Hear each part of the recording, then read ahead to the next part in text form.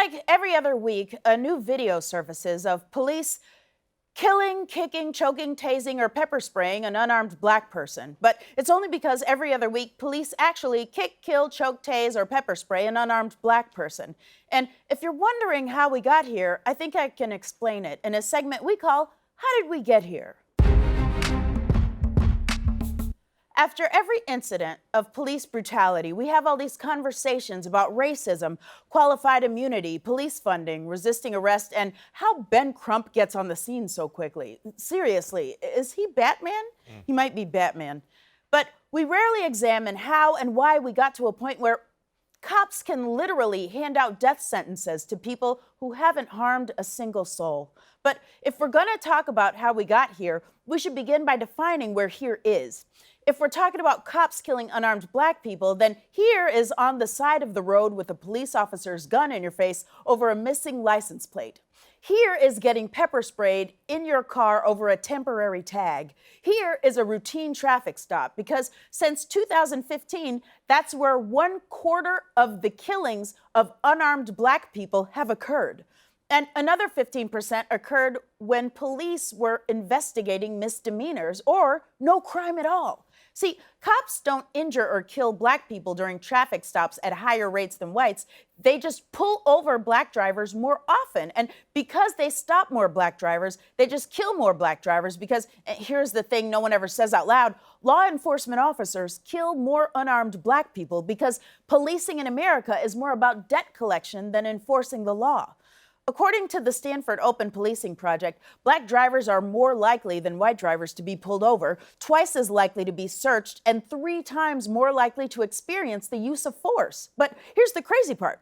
White people are more likely to have something illegal in their car. And when I say something illegal, I don't mean a bootleg Dave Matthews CD, I mean drugs. Now, you might be thinking, how do we know these traffic stops are racially motivated? Because according to a recent study, at night, when it's harder for the cops to see you, they actually literally pull over less black people. And that's why I'm moving to Barrow, Alaska, where it's dark 24 hours a day. How cold is it there? Oh, no, never mind, I'm not. But just as crazy as the rate at which police pull over black drivers are the reasons they give for doing it. Take 20-year-old Dante Wright, for instance, who was killed during a traffic stop this week. Authorities claim police stopped him for an expired tag, and when they ran his license, they discovered that he had outstanding warrants. The police officer who shot him, Kim Potter, claims she accidentally killed Dante when she grabbed her gun instead of her taser because he was resisting. Now, most people think that cop story is shadier than Woody Allen at a Girl Scout meeting. But maybe the more important question is, wait, you had a gun out because he owed money? So you stopped him because he hadn't paid to renew his license tag and then found out he had other outstanding debts and your solution was to make him pay more money? How does that make sense? Or how about Karan Nazario? He's a second lieutenant in the U.S. Army Medical Corps who was pepper sprayed by police officers during a traffic stop in Virginia. And why was he stopped? Because the cops couldn't see his license plate. It turns out that Nazario's car was brand new and he had a temporary tag, which, because of the coronavirus, you can use for an extended period of time. Also, I should add, why the hell are we still talking about license plates? If I learn one more thing about license plates this week, I am going to qualify to run a DMV. Oh, what a cute little DMV lady. But that's the part of police brutality we never talk about. The part where the people who are supposed to protect and serve us have essentially become armed debt collectors. Why are the police acting as debt collectors? Well, because in America, we do this fun thing called criminalizing poverty. And here's how it works. A city needs to make some money, so they attach a bunch of fines and fees to petty that aren't even really crimes like expired registration, chipped paint on your house, or even in some towns, wearing saggy pants. Police are encouraged to enforce these crimes, and of course they do so mostly in poor Black and brown communities. Tickets get issued for small amounts, $100 here, $250 there, but these are poor people. They can't pay. They can't pay, they're issued a court date. That means more fees and fines. A warrant is put out for their arrest. Now they're a criminal. You've taken someone whose only problem was that they were too broke to keep up with the tags on their car and turned them into a whole fugitive. What an insane overreaction to a small problem. That's like going on a mediocre first date and at the end yelling, "I want a divorce!" This country literally makes it a crime to be poor, and to enforce that crime, they give officers guns. Why? To defend themselves? If you think the police have a dangerous job, try being black. Year in and year out, unarmed black people are killed by police at higher rates than police are killed in the line of duty. The police started out as slave patrols, but we aren't people's property anymore. We are and have always been human beings with value. The police are doing a bad job because it is their job to do bad. The only people who think they're doing a good job are the people who benefit from the bad job they do. It is a system that makes money when we are arrested and when they put us in jail. And I am begging you, system, get a different income. Can you imagine what kind of returns this country would get if they invested in us? So please, stop killing us over inane nonsense like license plates. What's the worst that would happen if you did? We all drive around willy-nilly with the wrong stickers on our cars? What would we do with all those children whose mothers and fathers weren't killed because of broken taillights or suspended licenses? I'm sure we'd figure out something. Maybe I'll ask Batman. There are still a lot of people who can't believe Donald Trump lost. Well, lots of Republicans, and there's a good reason. Republicans can't believe Trump lost the election because they worked so hard to rig it for him, and they're already trying to rig the next one. In fact, just yesterday, the Florida legislature passed a law to do just that. How did we end up in a democracy with so many rigged elections? Let's find out in a segment called How Did We Get Here? Voting is the cornerstone of any democracy, but currently in the U.S., 361 bills have been introduced in 47 states to restrict access to voting. These days, restricting voting is more popular than TikTok or adding a Y to Braden. These voter suppression bills are designed specifically to curb the ways that Black people and other likely Democrats like city dwellers and working class people vote. For example, right now, 33 states are trying to limit early voting and absentee voting, both of which are favored by voters on the left. There are also bills designed to restrict mail-in voting and to make voting lines longer by cutting back voting hours and the number of voting machines. And then, while you're waiting in that long-ass line, they want to make it illegal for anyone to hand you a snack. That's not a joke. The Georgia legislature recently passed a bill that makes it a misdemeanor to give food or water to voters waiting in line. No snacks. That's a real-life bill that passed, and I already know one voter who's pissed about it. All these laws put together are designed to make voting so time-consuming that working-class voters can't afford to do it. But voting shouldn't be difficult and time-consuming and bogged down by a bunch of complex rules. What is this, a vaccine appointment? Now, Republicans say they're passing all these laws because they're concerned about voter fraud. But voter fraud is a fake problem that Republicans made up. You know how I know? Because Republicans can't find any. Republicans filed 50 court cases arguing that voter fraud cost Trump the election and lost all of them. Trump lost 50 court cases. That man has more L's than Laverne's wardrobe. Republicans are out here looking for voter fraud like some of you are looking for a single man with a bed frame. Honey, it don't exist. Just accept it. So why is it that with zero evidence of voter fraud, Republicans are trying so hard to stop Black people from voting? Because it's a time-honored American tradition. Let's roll it all the way back. Oh yeah, it's time for your favorite part of this comedy show, history class, bitches. I have 150 years to cover, so keep up. In 1870, the 15th Amendment gave Black men the right to vote. And right after that, Black voter registration soared. In some places, it was 90%. So white people were like, what have we done? And they invented Jim Crow laws. These laws kept Black people from voting until 1965, when civil rights activists got the Voting Rights Act passed. it had a clause called Section 5 that listed the places that had historically stopped black people from voting and said that before those places could make any new voting laws, they had to get approval from Congress. So Congress could make sure their new voting laws weren't as racist as their old ones. Because a place with a history of making racist voting laws can't be trusted to make voting laws. Just like your friend with the t-shirt that says it's wine 30 cannot be trusted to be the designated driver. And Section 5 worked. Finally, voting was kind of fair. Yay! But then in 2012, two things happened. The first is this. The second is that for the first time ever, black people voted at a higher rate than white people. And that's when the modern voter suppression craze really started. All of a sudden, Republicans were like, voting is rigged. Like when a kid loses at dodgeball and is like, I think the ball is broken. So that year, in a case called Shelby versus Holder, the Supreme Court struck down Section 5 on the grounds that we didn't need it anymore because, get this, racism was over.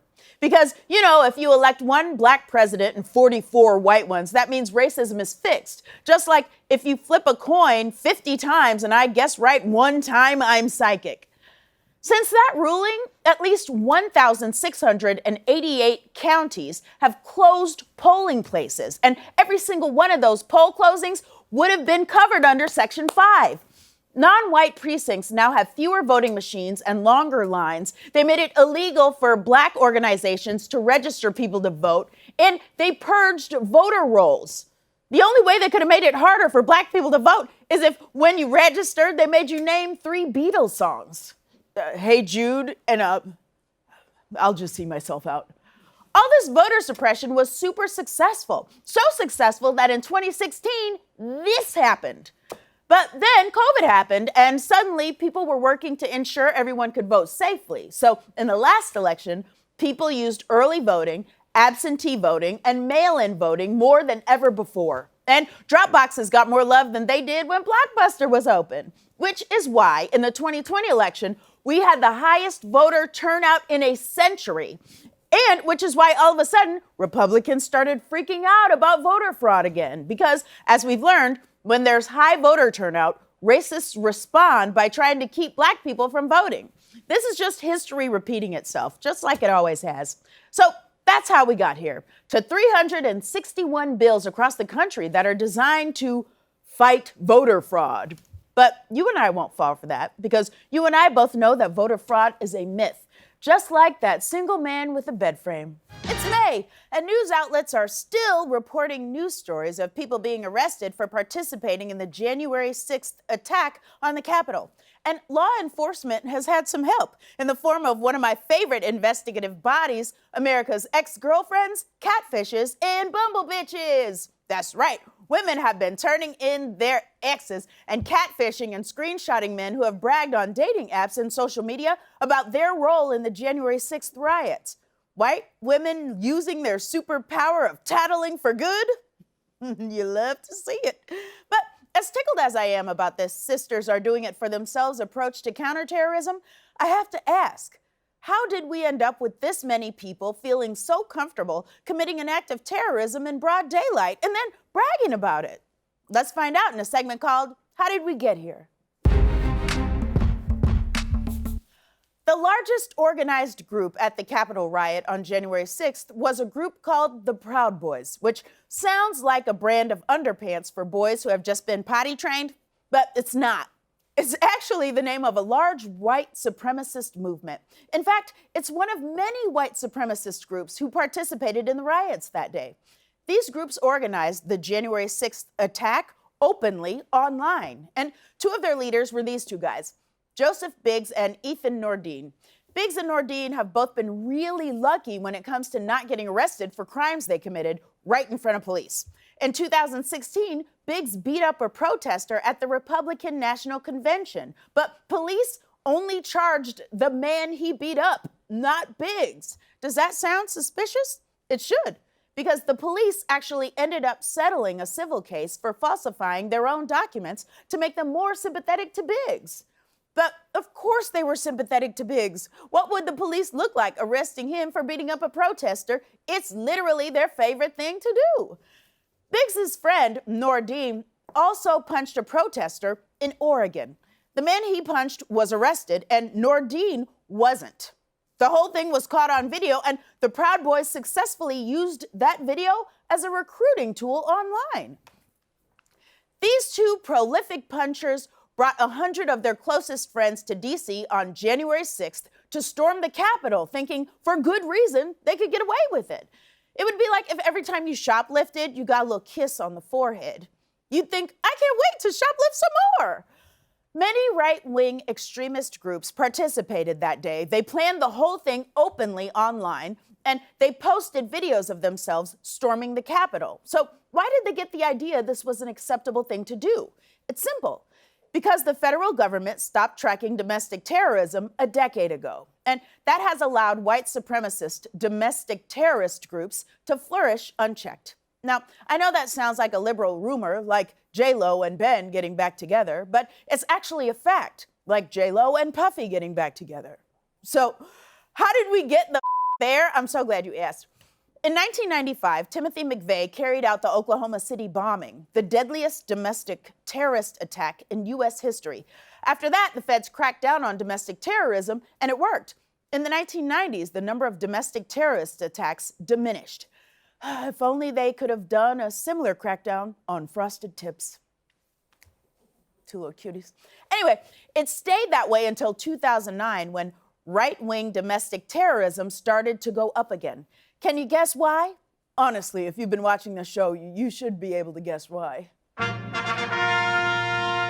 That's right. We elected a black president. White people lost their whole dang minds, and white supremacist groups suddenly saw an uptick in membership. In 2009, the Department of Homeland Security produced a report warning about the rise in right-wing domestic terrorism. Now, I've never understood why, whenever people are talking about white supremacists, Republicans insist on raising their hands and going, they're talking about us. Talk about telling on yourself. Sweetie, nobody said your name but you. Anyway, Fox News and Republicans made a huge stink about how an attack on domestic terrorists was actually an attack on them. And then something crazy happened. The Obama administration caved to them. They buried the report and disbanded the unit that tracked right-wing domestic terrorists. Obama, baby, I love you, but you really up. Oh, what's that? Oh, he can't hear me because he's recording a podcast with Bruce Springsteen. Good for him. Ever since then, the number of right-wing terrorist attacks has grown, peaking in 2020. Why 2020? Because at this point, not only was Trump fanning the flames of white nationalism on camera, he also started helping them out behind the scenes. That's right. You know it's not a story about something bad happening in America unless Trump shows up to make it worse. In 2020, Trump's campaign message was that the left was a threat to America. So he ordered the Justice Department to find some left-wing terrorists. Federal agents were shifted away from right-wing targets and pressured to uncover a left-wing extremist conspiracy that did not exist. Of course it didn't. You think the left is capable of pulling off a conspiracy? We can barely pull off an election. Trump's Department of Homeland Security denied requests for funding to search for warnings of extremism online.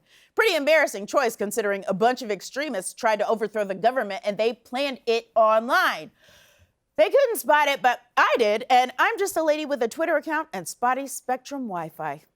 And that's how we got here. Law enforcement ignored the individual threats right in front of their faces, missed the last decade of a rising trend simply because Republicans told them to, and then they literally looked the other way while criminals walked past them in broad daylight, like every police cat in every cartoon about a criminal mouse. And that's how we got here, with our best tool against domestic terrorism being America's brave ex-girlfriends. Well, thank you for your service, ladies. Keep up the good work, because nobody else is doing it. In the last year, there's been one discussion in Congress on raising the minimum wage, and it only lasted 2 hours and 7 minutes. Meanwhile, there have been 14 hours of congressional testimony on cancel culture, which doesn't include the time this idiot spent reading a children's book. I do not like green eggs and ham. I do not like them, Sam I am. But to be fair, Kevin McCarthy is only the second most powerful man in Congress. Now, if you're wondering how we got here, maybe I can help in a segment called How Did We Get Here? When politicians get riled up about something seemingly small, like Dr. Seuss's family pulling his racist books from shelves, there's a name for it. It's called the culture wars.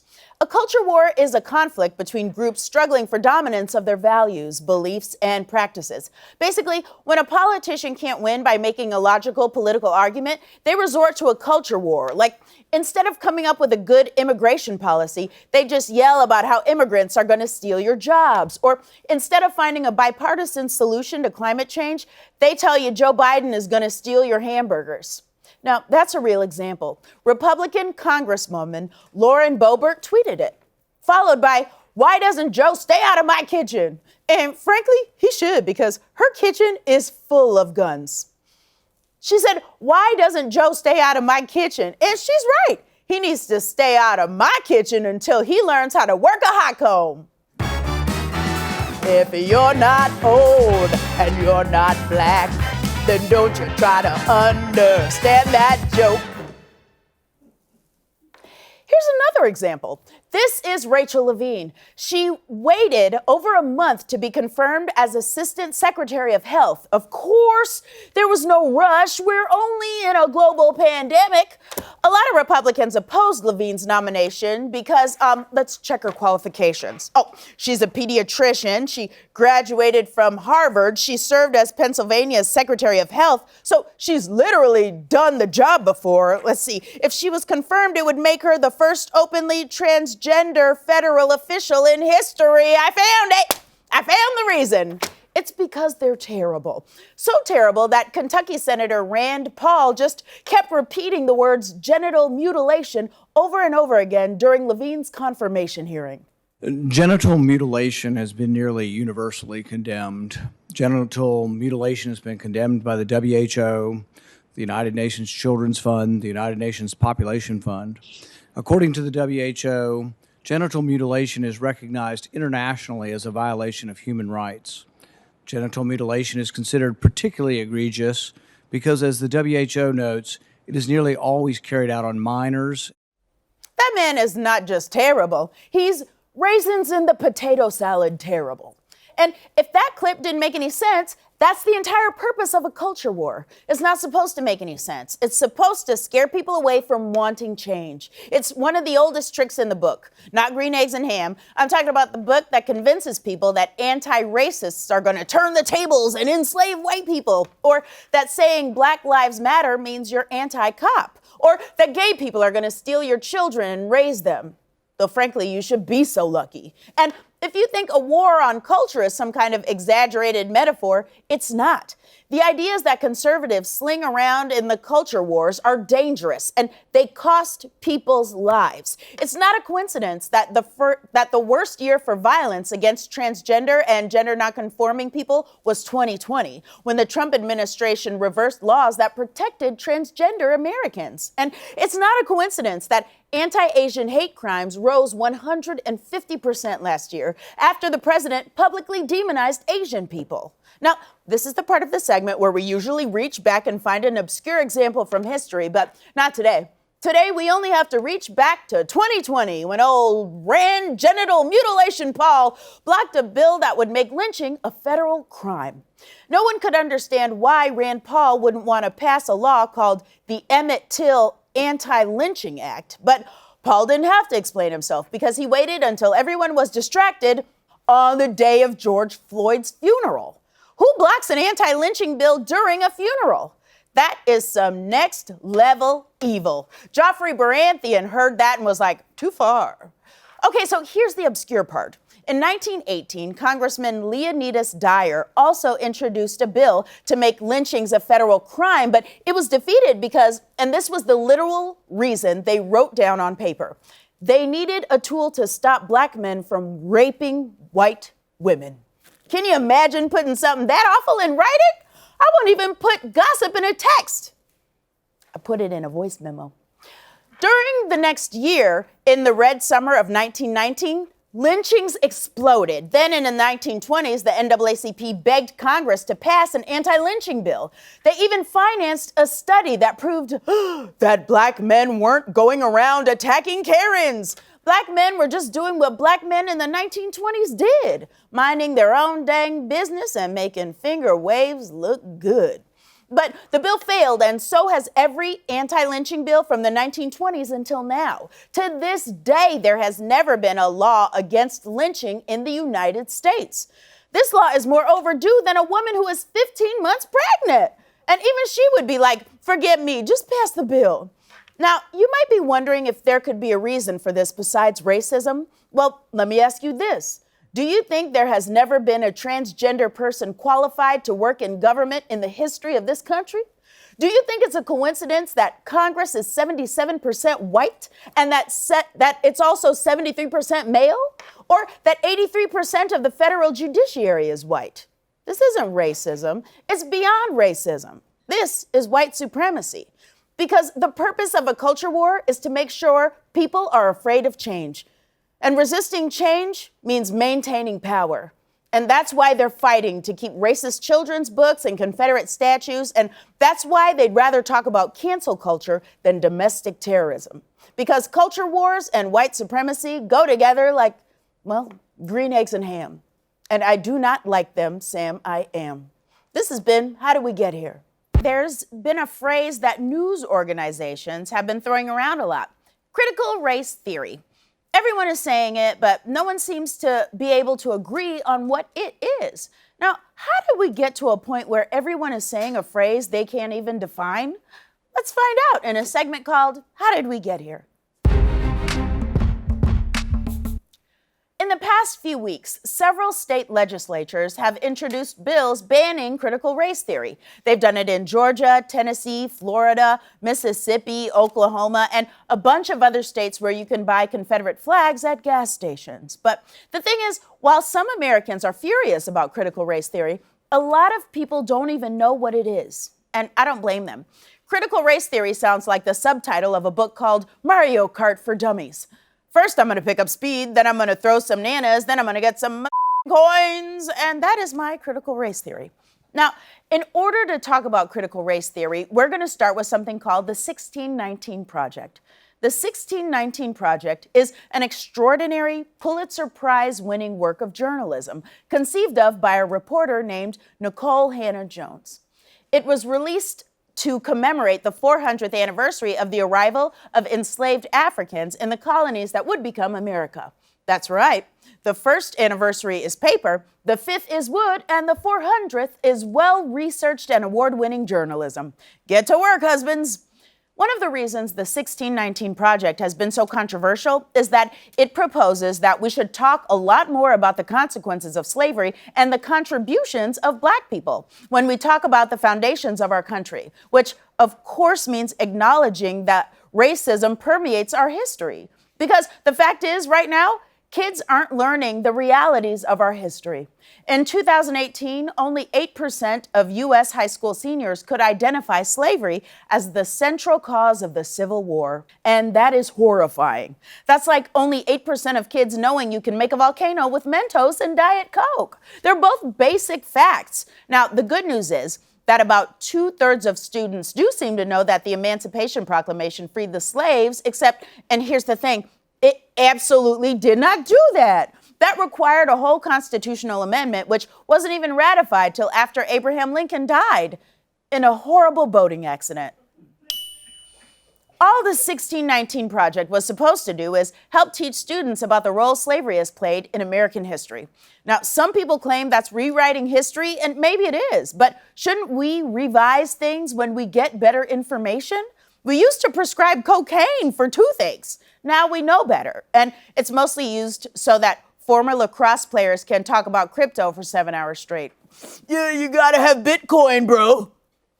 The point is, as we learn more, of course we should adjust what we're teaching. In some parts of the country, if students learn Black history at all, they learn that most masters treated their slaves kindly, or slaves were given the opportunity to become Christians instead of remaining heathen, or that slaves got to eat all the barbecue Pringles they wanted.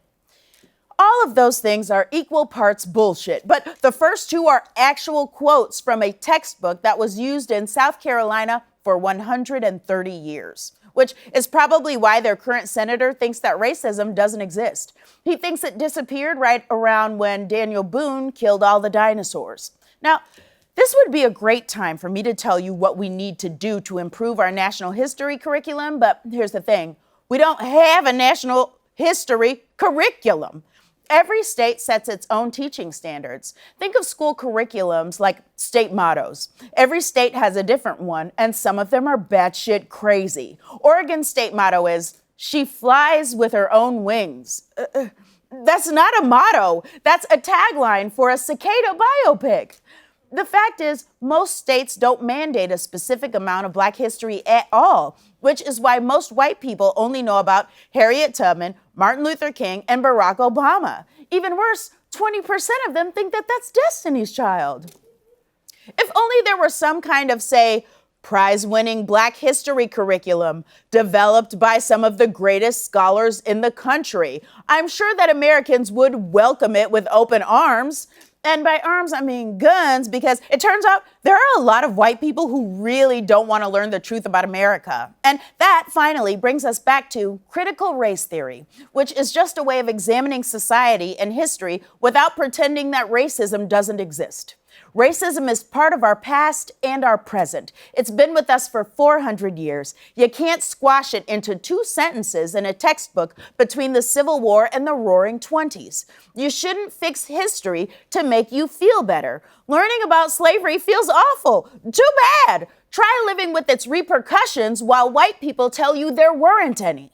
Also, it should make you feel bad. It should make you feel so bad that you make sure nothing like it ever happens again. Critical race theory gives us the tools to examine our history in an open and honest way and to fix the parts of our educational system that aren't doing that. But my theory is that some white people don't want to change our education system because it benefits them. They literally were able to become congressmen and senators and people who make laws about American history without actually knowing American history. Or maybe they're afraid that we might start treating white people like white people treat us. Maybe they don't even know they've been learning the white version of history this whole time. Anyway, that's my theory. And if it's not accurate, my theory about race will fall apart as soon as someone critically examines it. If only there was a way to do that, but I guess that's how we got here.